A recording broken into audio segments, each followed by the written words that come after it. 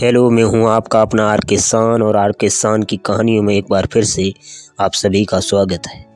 मुझे उम्मीद है कि ये कहानियाँ आपको पसंद आती होगी।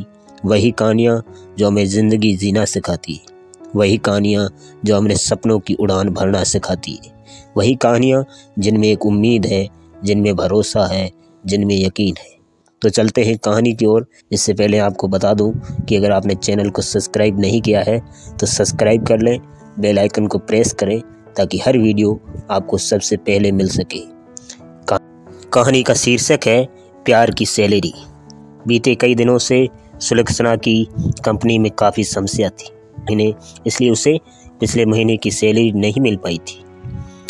उस माह तो उसने इधर उधर करके किसी तरह अपने महीने भर के खर्च को मैनेज कर लिया था, लेकिन जब इस माह भी 20 तारीख तक उसकी सैलरी नहीं मिली तो उसके माथे पर चिंता की लकीरें खिंच गई। सुलक्षणा खुद को तो समझा बुझा लेगी, लेकिन वो अपने सास ससुर व दोनों छोटे बच्चों को अपनी मजबूरी कैसे बता पाएगी। वैसे भी बड़े अधिकारियों को किसी भी कर्मचारी की समस्या से क्या मतलब। बड़े अधिकारी को तो अपनी सैलरी से भी ज़्यादा लेना देना नहीं होता। उन्हें पैसे मिलने के और भी ज़रिए हैं, लेकिन कर्मचारियों का एकमात्र सहारा उनके महीने भर की सैलरी। लेकिन फिर सुलक्षणा ने पता नहीं क्या सोचा कि अपनी सीट से उठी और EO के ऑफिस की तरफ बढ़ चली। उनके ऑफिस के दरवाजे के पास पहुंचकर सुलक्षणा ने पूछा, क्या मैं अंदर आ सकती हूं सर? आओ आओ सुलक्षणा, बैठो। EO ने पूछा, और बताओ किस लिए आई हो? सर, आपको तो पता ही है कि पिछले महीने हम लोगों को सैलरी नहीं मिल पाई थी, जिसकी वजह से काफ़ी परेशानी है। प्लीज़ सर, अगर संभव हो तो आप प्रयास करके कम से कम इस महीने की सैलरी तो हम लोगों के खातों में भिजवा दीजिए। गहरी सांस लेने के बाद EO ने कहा, तुम क्या समझती हो सुलक्षणा, हम अपने स्टाफ की समस्या से वाकिफ़ नहीं हैं। हमें भी इस बात का पता है। सच में अगर मेरा बस चलता तो अब तक सभी के खातों में सैलरी चली गई होती। निराश सुलक्षणा धीरे धीरे EO के ऑफिस से बाहर चली आई। ऑफिस की छुट्टी के बाद सुलक्षणा अनेक कर्मचारियों की तरह अपने घर जाने के लिए निकली। रास्ते में उसने देखा तमाम छोटे छोटे बच्चे अपने माता पिता के साथ दीपावली की खरीदारी कर रहे थे। उसका मन आज काफ़ी व्यथित था, क्योंकि उसके अंतस में सैलरी न मिल पाने के 10 का एक अंधेरा सा छाया था।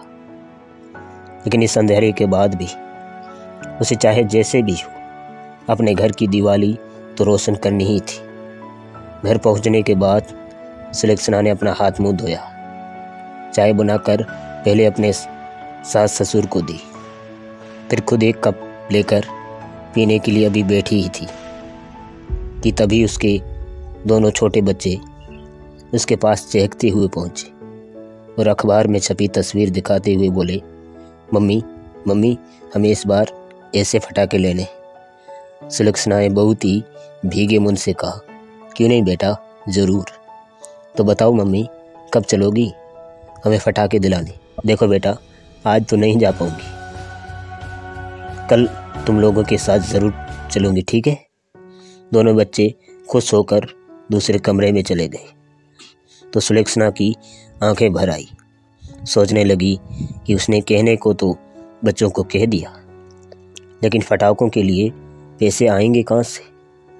तभी उसकी सास ने हाथ धीरे से सुलक्षणा के कंधे पर रखा और बोली, ये लो।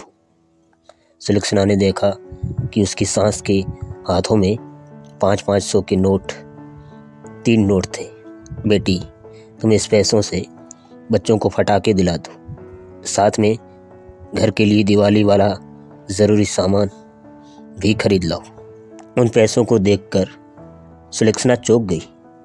बोली, मम्मी, ये पैसे तो मैंने आपको आँखों के डॉक्टर की फीस और दवाओं और चश्मा बनवाने के लिए दिए थे।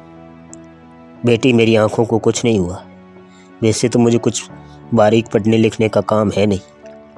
मैं दीपावली के बाद भी डॉक्टर से चेकअप करवा कर चस्पा बनवा सकती है, अभी इतनी जल्दी नहीं है।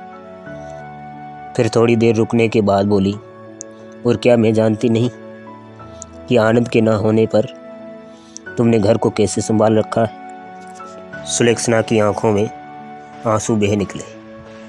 बेशक सुलक्षणा को सैलरी नहीं मिली थी, लेकिन प्यार की इस सैलरी ने उसके अंदर की दिवाली को रोशन कर दिया था।